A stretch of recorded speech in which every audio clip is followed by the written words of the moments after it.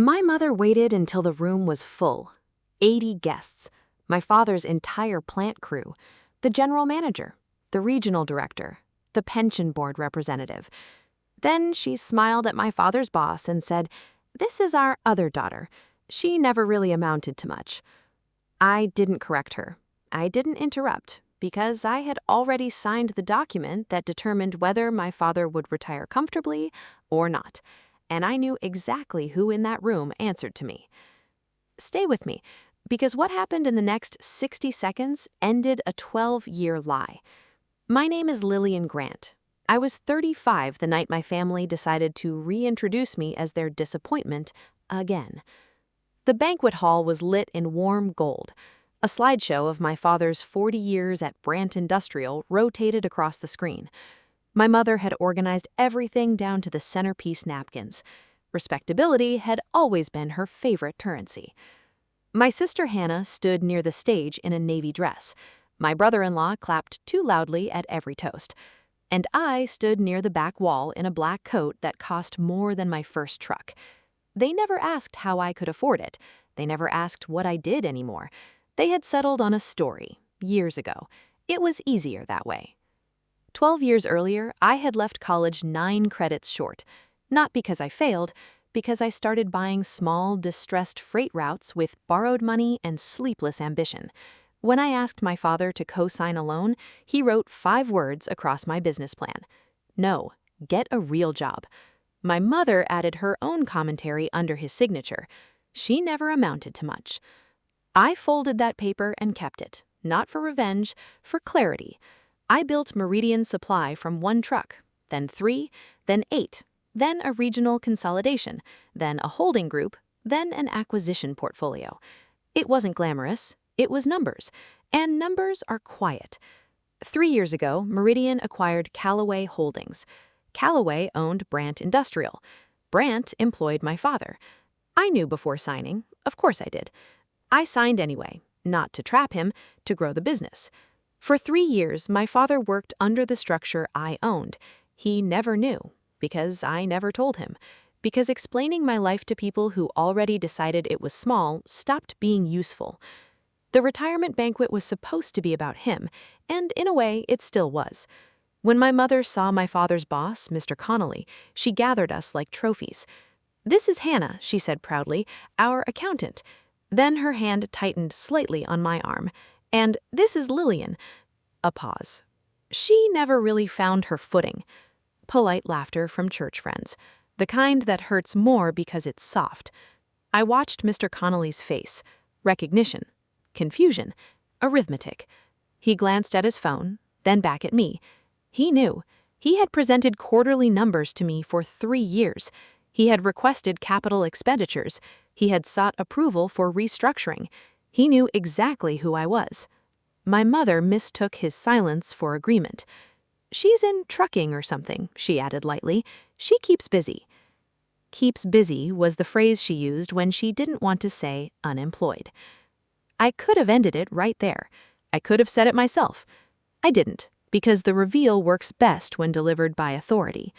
Mr. Connolly set his drink down. "Ma'am," he said carefully, "I don't believe that's accurate." The room quieted. Not dramatically, just enough. He looked at me. I gave him a small nod. Permission. "Your daughter," he continued evenly, "owns the holding group that owns Brant Industrial." The words landed softly, then heavily. My father turned slowly, 40 years of loyalty in his posture, confusion in his eyes. "What?" Mr. Connolly didn't rush. "Your daughter," he continued evenly, "has been approving your plant's capital expenditures for 3 years. The slideshow music kept playing. Photos of my father at 20, 30, 40.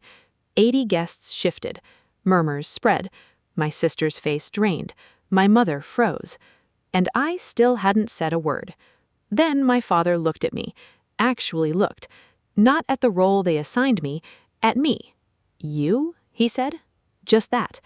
3 years, I replied calmly. The silence deepened. My mother found her voice first. "This is a stunt," she said sharply. "She's trying to embarrass us." "No," I said evenly. "I never brought it up. You did." You brought me over here. There's a difference between confrontation and exposure. I didn't confront anyone. I let the truth sit in the center of the room. My mother's composure cracked. You should have told us. Why? I asked calmly. You told me who I was 12 years ago. I reached into my purse and unfolded the yellow legal pad page, still creased, still legible. I held it up just long enough for my father to recognize his handwriting. No, get a real job. Silence. I did, I said quietly. But here's the part none of them saw coming. Owning the company wasn't the real power. The real power sat in a folder in my office, a retirement package I had approved personally. And I hadn't changed a single number because I wasn't there to punish him. I was there to end the narrative. My mother tried one last time. You could have destroyed his pension. Yes, I said calmly, I could have. The room leaned in, but I didn't. The room didn't breathe when I said it.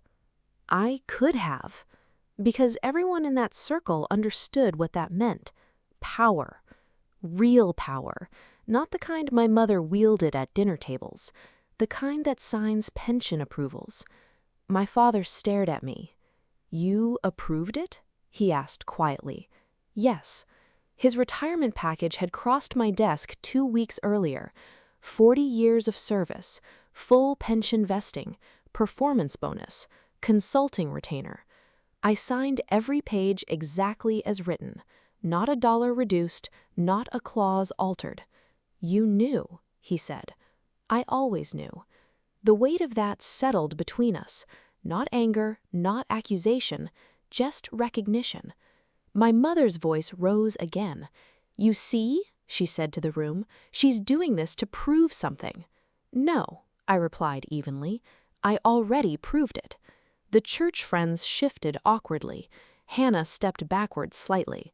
Mr. Connolly cleared his throat. Mrs. Grant, he said carefully, your daughter has handled the company professionally. Professionally, the word echoed. For the first time, my mother looked unsure, not outraged, not superior, unsure. My father's shoulders slumped slightly. Why didn't you tell me? He asked. I considered that. Because it wasn't about secrecy, it was about survival. Because every time I tried to explain my plans, I said quietly, you told me they weren't real. And after a while, I stopped asking for approval.